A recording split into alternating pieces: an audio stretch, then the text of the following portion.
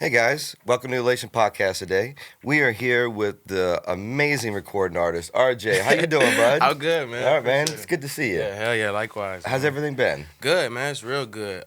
Working hard? Yeah, I've been keeping myself super productive. You know what I'm saying? Yeah? That's all it's been about. That's yeah. awesome, man. Yeah. Keep it moving. Yeah, hell yeah. Good, man. Good. Well, let's get into the backstory a little bit. Where are you from? New Orleans, 9th Ward, originally. Katrina baby, though, Katrina baby. That's special in the words of New Orleans because lots have changed. Yeah, Lots for have sure. changed from that situation. Where'd you end up going to high school? So I did, I'm trying to think. I didn't, because after Katrina, we moved to Tennessee, and I stayed out there for a while, but I finished out my high school in New Orleans, so we came back. Yeah, So you ended up coming back. And I went to Shelman High. Yeah. Okay. Yeah. So All shout right. out Shelman. So let's talk about Katrina a little bit. Like that was a shakeup for everything. Yeah. So what ended up happening? I'm guessing. So you said you went to Tennessee. Was that FEMA shipped you out, or did you actually just move out that way? Yeah, it was more like that. Like we had immediately after the hurricane, we went to Arkansas because they was doing a lot of like the FEMA Right. Group homes and stuff like that. So we went there, and then somehow, some way, it just led us to Tennessee. I'm not exactly sure, but I spent a good portion of my life there, like 7-8 years. So That's crazy. Yeah. Did you have the FEMA trailer, or you had your own spot? Nah, we had our spot, man. We was bouncing around actually from like small little apartments, man. It was run down, but we was surviving. We was making It's do. better for than real. FEMA trailer. Yeah. Yes, See, I don't you know? even know about the FEMA trailers. Yeah, and well, stuff, but- that was where a lot of people got shipped, to Gonzales and all Okay. these like spots, which is why Gonzales is actually kind of like population growth was kind of crazy actually. Right. But people got shipped out everywhere, and they got an allowance and they got a FEMA trailer to live in if they Wow. if their house was destroyed. No, actually, we was lucky enough to have like some type of like refugee. It was this lady, we called her Mimi. Like, you just brought this memory up, but we stayed with this older white lady in this big mansion that she had in Tennessee, and that was the first place that we stayed. Because when Katrina happened, we all moved around as a family. Like it's like 20 of us, you know what I'm Right. saying? But she let us stay in her crib, and we stayed there for a while. That's crazy. I didn't even remember that. Yeah. Well, it's pretty awesome that you got to stick together, because one of the things that Katrina did was it Separate separated a everybody, lot of yeah. people. Hell yeah. And it took sometimes it took years for people to get back into just because of money. I mean, that was part of. I think that was what New Orleans lost a lot of soul after Katrina, because all of your chefs, your cooks, your people that make the city run, Yeah. your bellmen, your concierge people, the guys that like are there in your day to day, they all got shipped off into different states, different this, and once they had to find a new job, they had to find a new career, a new life in a different spot. Yeah. So I feel like a lot of those people didn't get to come back. Yeah. Because it costs money to move. Yeah, hell yeah. And especially if you because I think it was 5 years FEMA paid for everything. They gave you a trailer, they gave you an allowance, and then they just took it from you after 5 years. So it's like, well, most people had assimilated to their spot, so stayed. So the New Orleans didn't really get a lot of those people back. So it took us a while, I feel like, to get some of that soul back. Yeah. Let my people tell it. New Orleans it's not the same. You know It's- what I'm it's saying? not. So, but It's not. my mom, man, she held it down. She kept the family together, and she just held it down. Like I said, I would have never known all that, like about the allowance and stuff like that. Like my mom just made it seem like we were okay, and we were gonna be okay every step of the way. That's So. strong mother then. Yeah, for sure. Strong for mother. sure, Well, for sure. it kind of sucks because I feel like FEMA, and I don't know if you paid attention to the Hawaii situation at all. I feel like Katrina kind of wiped out some of the emergency funding that would have been available for other disasters, because they went so hard on Katrina that they went bankrupt, and there was no way that they could end up going. Like after Katrina, I never heard too much about FEMA because Hawaii just has some like crazy natural disaster, right? And they don't got no help. They got like almost no help. I think they got like $900 or something. Like Man, it's like that's it was crazy. something stupid. Right, Like people's whole entire homes going and 100%. But the insurance companies didn't know what they were paying for Katrina, because they, like, to give you an example, like my dad got denied house insurance because the wind didn't break the windows. The water came underneath the sliding glass door, and he still had a foot of water in his house. But the window didn't break. So the insurance company claimed wind-driven rain. Oh man, right. Which in my head, I'm thinking, when is there rain without wind? Right. But wind-driven rain, and so we're not gonna pay your insurance for the house, which is where he needed the insurance to pay. Right. If a window would have broke, the insurance would have paid. So it kind of, but they gave him $1,000 for food in his fridge. Man, Like, what? it don't make no sense. Yeah. Like, no. So I just think insurance companies as a whole really had to learn what happened to Katrina. Yeah. And they still haven't fixed anything on the backside. Makes sense, man. No, That's crazy. absolutely not. Well, that's awesome, man. Well, tell me a little bit about your family. I know your dad, was a poet. Is that what I understand? So he was an artist, man, and he's really like, I hate to just put it all on him, but he's the main part of the reason that I'm an artist today. You know what I'm saying? I didn't know that, until we sat down to talk about what we're going to talk about.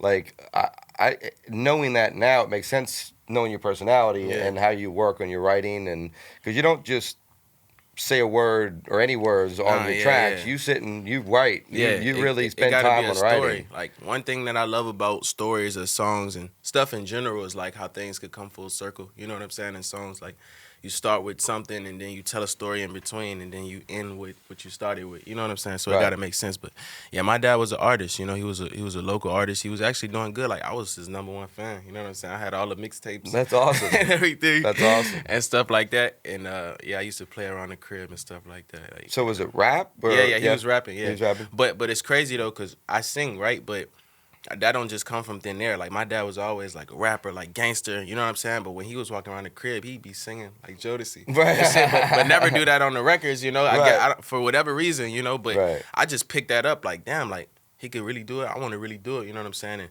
at an early age, I realized that if I wanted to be an artist, that I would want my main audience to be women. So I started singing and stuff like that. So, yeah. Smart. Yeah. Smart. But we don't have a relationship to this day, man. And it sucks, honestly, but statistically, that's just how I go, I guess. I don't know. Oh, man, I hate the statistics about that shit. But I don't know. what, well, I mean, I hate to ask you personal questions about it, but when's the last time, or when's the last time you talked to him? Man, I actually, it had been about 6 years, and I seen him last year for the first time in like 6 years. Damn. And it was because it was my brother's birthday, and my mother just hit my father up like, man, you should come. Like, we haven't seen you in 6 years. Just pop up. We went to a movie theater, and that's where I seen him at for the first time. And like, when you about to see somebody for the first time or whatever, like, during those 6 years, I thought to myself, man, I'm gonna say this when I see him. I got this to say. Oh, yeah. When I see, I got just a ton of shit to say. But when I saw him, I just froze up because it's like, damn, like, you really here right now. Right. And he was like my best friend, but yeah, it'll just never be the same, man, because he missed a good portion of my adolescence, Absolutely. And especially the part of my adolescence where I was beginning to be an artist. Like, he missed all of that, Right. And that was moments that I thought he'd be proud of the most, I was doing it to make him proud, but he missed all those moments, so it'll just never be what I hoped it'd be. Yeah, no, and I hear you on that. Just a little. So is he here in New Orleans? Yeah, he's here. It's sad to see, but one thing I will say, just a little advice: those moments are yours, and yes, as much as we want. So my dad passed 2.5 years ago, as much there's a lot that I've done after that. Actually, because actually I closed on this building the day of his funeral. Man. Like, I went to the closing of this building, then I went to his funeral. So, like, there was so much that I wanted to show him I could do, but I couldn't. And what I had to realize is that those moments are mine, and he was proud of me no matter what. And so the fact of the matter is that even though he hadn't seen you, the fact that he showed up that one time, saw that you have been doing this. Believe me, he's prouder than you think. And just know that life takes different roles. Be always open for him to come back. Yeah. Because you only have one mom and you only have one dad. Yeah. So I don't got no hate in my heart. That's all I got for you, man. We all have different things we screw up in relationships and aren't a part of things that we should do, and Yeah. you know, fatherhood's a big one. Yeah, for But sure. I don't. but definitely be open to it, man, because Yeah. it's at some point in your life you have kids, you know, you're doing things, you're growing out of, you know, when you get to those points, like you're gonna hope he's around at some point. Yeah, for You know. sure. I definitely. So I am. definitely wish that for you. Yeah, man. But let's talk about music, man. Yeah. Let's talk about music. Yeah. So SoundCloud. Mhm. How did that work out for you, man? Like that? Yeah. Did that help you? 'Cause- Yeah, man.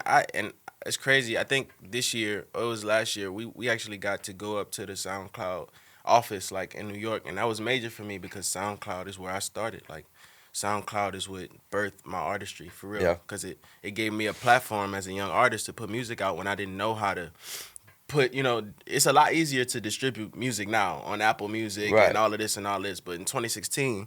It wasn't that easy. Like, you know what I'm saying? Everybody was just getting used to, what is it, TuneCore? Yeah. Yeah, everybody Yeah. was just, so I didn't know nothing about that, but I knew about SoundCloud and how easy it was to put music up there. So, you know, my very first song, I put it up on SoundCloud, and boom, like it went crazy. That's great. That's awesome. Yeah. I mean, SoundCloud was amazing for independent artists because it definitely was kind of the first place to get affirmation that you're doing something right. Yeah, for sure. You know? And a great place to discover new artists. Like, some of my favorite artists today, I discovered them on SoundCloud. Tory Lanez, Right. Russ, you know what I'm Right. saying? Like, Bryson Tiller, like, I found those guys off SoundCloud. So, SoundCloud, like, was definitely a pioneer of just discovering new great artists, for sure. Do you think there's anything left like that? I Because mean, it's kind of saturated now. Everything is so saturated. it's definitely oversaturated. But I feel like for the last couple of years, definitely been overly saturated, but still to this day I use SoundCloud. Like, Yeah? I'm working on independent projects because for the last couple of years my goal has just been to like drop singles and stuff like that. But I switched my game plan this year. You know, I want to drop like projects and really build my catalog. That's the most important thing to me. Right. So I've been putting a lot of music out on SoundCloud for real, just building my catalog. So there's definitely still room and space for artists to put music out. I never try to like be discouraged because of the oversaturation. Right. Just That's absolutely, yeah, no, I mean, it's true. You can't not put out because there's just too much going on. Yeah. But I just find that some of the platforms aren't as open as they used to be. yeah. You know, and that's true. now it's more about paid ads, and you don't know who to pay the ads to, and you know, it's kind of a screwed up game, you know, in Yeah. a sense. But at least for an independent, you know. Yeah. But talk about your route to Rock Nation. What led you to that moment? I mean, there's a lot of work in between there. Yeah, for sure. So I was independent from 2016 to 2019, but as I got older, I knew that the importance of having a team. I was doing a lot of stuff on my own, like, you know, traveling, like, that's how I linked up with A Boogie. Like, a lot of my followers know that he mentored me, like, for a while, and that was just me taking a leap of faith as an independent artist. I was 17. He called me, like, man, come to New York, come work, and I never been to New York. I don't, you know what I'm saying? I booked me a ticket, and I just went out there and grinded. But just watching him, I knew how important a team was because everybody has a role that everybody plays in your success. So I got with Fee, and I had been knowing Fee for a while. Shout out Fee, I've been knowing him for a while. Shout out Fee. Yeah, facts. I had been knowing him since I was like 2016 when I first dropped my first record. But I was too young to sign to him back then. So, but he really just stayed in touch. You know what I'm saying? Kept in touch with me. So by the time I turned like 18, 19, I signed with him. And then from there, we just was working, like putting out records, and we was doing numbers. And eventually the label started calling, and yeah, Rock was just the one that made sense. I got you. Yeah. So how is the team over there? So who do you have that's underneath you for Rock Nation, or on top, I guess, making decisions for you over there? Well, the great thing about it is I still get to make. You still get to make decisions? And that's the best deal you can make. But I got a great team though. My A&R, Ethan, my project manager, Nadine. But Fee is still heavily involved for sure in everything that we do. But I definitely have the big say, and that's why I went with Rock, because it would allow me to do what I want to do. You know what I'm saying? Like, I know a lot of labels influence artists to do this and do that. Like, I'm still my own person. I get to do kind of what I want to do. But Rock Nation's been good with that. Yeah, you know? yeah, I feel like for Jay's sure. done a good job with that. Yeah. You know, you meet Jay yet? Yeah, I met him. Yeah. I met him at the 4040 Club that they had in New York. They just closed it down recently, but Yeah, I met him. I think, yeah. That was the first time I actually met him. We was at the party. I was upstairs. The room just full of celebrities for real. But I'm just in the mix. Like, this was my first time, like, being around so many celebrities. I'm just in the mix. And all of a sudden, I just see people crowding the fucking door. I'm like, what's going on? And this shit was like, this nigga like Jesus walked through the, like he split the Red Sea of just niggas in the way. And he walked directly to me. And he's like, yo, I appreciate you for coming. I'm like, what the, you appreciate me for coming? Right? I appreciate you for having me here. But yeah, that was my first time actually speaking to him directly. But shout out Emery Jones too, because I'm real close with Emery, who's really close with Jay. And he tells me all the time, like, Jay rocks with you. Like, I be sending him the records and he likes it and stuff like that. So that's dope. Yeah. Mm-hmm. That's awesome, man. Yeah. Listen, man, one thing about companies is that when you could know that the top man cares and understands what's going on and is paying attention and you're a part of that in his head, I mean, that means a lot. Yeah, he watching, man. I'm under the GOAT, man. I've been the biggest Jay-Z fan all of my life, so it's everything is full circle, man. That's awesome, man. Yeah. That's awesome. Well, tell me a little bit about your production and people that you work with music, and you know, how are you involved in the production process? I'm really heavily involved in the production process, especially more lately, right? So this year, like I said, I'm trying to drop more projects than just singles. So with these projects, I want them to have a certain feel to them, you know? So I know what that comes with locking in with not 1,000 producers like we do before, you know? Sometimes I'll go to a studio, lock it out for a week, and we'll just have producers in and out the door, and we just pick songs that, like, I'm not really doing that this year. Right. I've locked in with Scales, who's a great producer. I think he's from Louisiana, as a matter of fact. And we've been going crazy working on projects that just sound cohesively good, man. That's just been my whole goal, for things that sound cohesive. But, you know, like I said, just having Boogie mentor me, during that time, I was able to build relationships with producers out in New York. And I work with producers out there a lot too, like Band on the Beat and Mitch Moolah.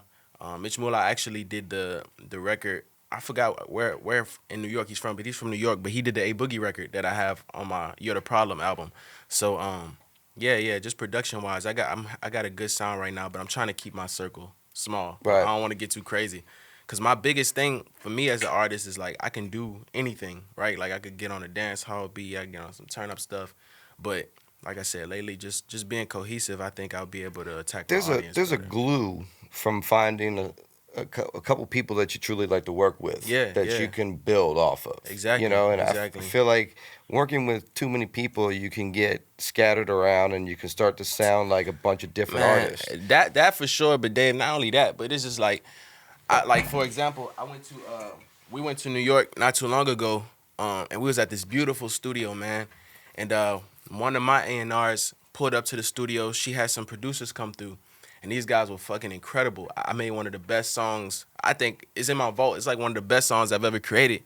And he was in there vibing with it, and then weeks later, we trying to get the paperwork right. And he's like, yeah, I need 20 bands for the beat. I'm like, what is you talking about? Yep. Like, what? You know what I'm saying? So it's like they smile in your face, and then I'm through with all of that, man. I'm working with producers that I actually have a real relationship with outside of it just being business, and it's been incredible. You know what I'm saying? Because it's all about picking a team, bro. Picking a team. Because going back to the team thing, because and you're right, man. Those conversations happen all the time in the industry, you know, and they've happened to me. They've happened to artists that have been around, and it just, especially when you're working with guys that have a little bit of a name, you know, and then they act like they like, you know, the music. They act like they're into it for the creation. You know, they're high fiving you, and then you don't talk to them for 4 months, and then you call them and say, hey, I'm sending you an email. Like, you know, let's make this work. They make it a difficult ass process. All right, well, send me that $20,000 check, and then I'll send it to you.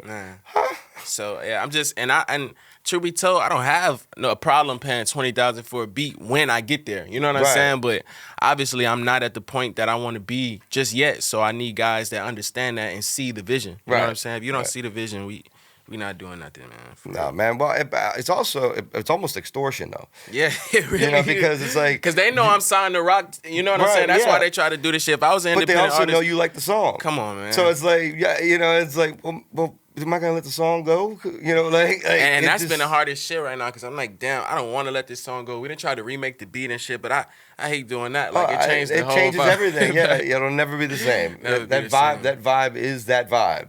So that song gonna be in the vault for a little bit. All right. Well, maybe one day that $20,000 check with inflation, maybe that $20,000 check won't be that big a deal. I'm telling you, God willing, it won't be. Yeah. Well, tell us a little bit about NBA YoungBoy and how that happened, because that's, I mean, by far, you know, one of the biggest artists of our time right now, and he's going crazy, and a generational type artist. You know. So I guess I actually skipped a step in the story, right? So when I signed to Fee, immediately once we started working, I think I dropped maybe just 2 or 3 records just under Good Money Global, and Fee called me one day while I was at work because I still was having a job. I still had a job. I had no problem, just working 9 to 5. I got to support this music somehow, some way. But he called me and was like, "Man, YB want to meet you," and at the time. I knew of YB, but I didn't really listen to his type of music because I didn't grow up on that type of music. So, but I knew of his influence. So when I got that call, I dropped everything I was doing, man, because music has always been number one. You know what I'm saying? So I knew how big that was. I flew to LA to meet him, and we linked up at Jason Derulo's studio out in LA. It's this big ass fucking crazy studio, and I walk in there, he's like, "What up?" You know what I'm saying? I didn't just take a fucking 6-hour flight to come, Right. But he's like, "What's up, man?" I'm like, "What's going on, man?" Excited to meet him and shit. And, man, he just was real cool. We just hit it off just on some person-to-person type, But the music was inevitable, man. Once we got in the studio and I started really recording with him and stuff like that, he was like, "Man, let's put some paperwork together and get you under the team." And at the time, it was me, P. Youngin, and RJAE. At the time, we all had flew in from different cities to go, and I had ended up doing the paperwork and actually, signing to Big 38. As a matter of fact, that's dope. Yeah, and we've been locked in ever since. I hear a lot of good things about him. Yeah, he's incredible, man. He's really sporadic, but when he's in a great mood and stuff like that, things are wonderful, man. For real, he made it a real simple, easy process when it came to putting him on my album. If I call him right now, he's gonna answer. He's just one of those guys, man, that I could call him and ask him for $50,000 right now, he's gonna send it. Right. You know what I'm saying? He's just always been that with me. It's fun, same thing Rondo told me. Yeah, really. Same thing he told me. He's really just that guy, man. So I love him to death, for real. That's my bro. That's awesome, man. Mm-hmm. That's awesome. Mm-hmm. Well, I mean, takes a great team to keep things going, and you guys are doing a great job, and I respect the work, and I definitely can see a lot of things forward for you. A lot of things happening. Yeah, for sure. I'm excited to see where my art's gonna take me because I'm in a place that's so great. Not only am I a Rock Nation artist, but I'm also under NBA. This is the first of that. You know what I'm saying? Right. And I'm just in a lane of my own. Not too many artists from New Orleans are just doing the style of music that I am, like the rapping, the singing. I'm really just trying to be myself and win off of that, and it's going great. Awesome. Well, not to put you on the spot, but we putting that song out? Man, what? We had to talk about it. Yeah, for sure. It's on. So I swear to guys, it's on one of the projects that I'm dropping this year. No, okay. I told you I'm dropping small projects. Right. So I just had to turn in 2 of them over the last couple of weeks, and that song made the second project. So I can't wait for people to hear it. All right. Dave go crazy with the production. What camera this? Dave is insane with the production, man. I appreciate that. No, man, I love that song, so I'm glad. I'll be waiting on my $20,000 check. I got you. All right, man. Well, good, man. Well, listen, at the end of here, I always like to ask people, what brings elation to you in your life? Man, what brings elation to me? Elation is peak happiness. Yeah, happiness, man. There's always some kind of way you can define it, but peak happiness. Man, doing what I'm doing right now, for real. This all I've ever seen myself doing was just being an artist and creating. So being a creative and it being my job, it's a 24/7 job. Ain't no day off of being a creative. No. So that is what brings me elation. Awesome. For real. Being able to share my creativity. You don't work for anybody, you work for everybody. Come on, exactly. That's real. Right? Yeah, that's the realest shit. That's awesome, man. Yeah. Well, great. Well, why don't you tell everybody about your socials and where we can find you, your music? Yeah, man. So socials everywhere, RJAE, RAP. I just dropped the project. Picasso's Bad Side is out right now. But my album is out right now too. You're the Problem. Got YoungBoy on there. NBA YoungBoy, A Boogie. We're going crazy, man. But everywhere, RJAE, RAP. That's awesome, man. Yeah. Great, man. Well, thanks for joining us today. Thank you, Dan. Absolutely. Thank you guys for joining us on the Elation Podcast today, where we find exhilarating euphoria through creation and collaboration. There you go. Gang.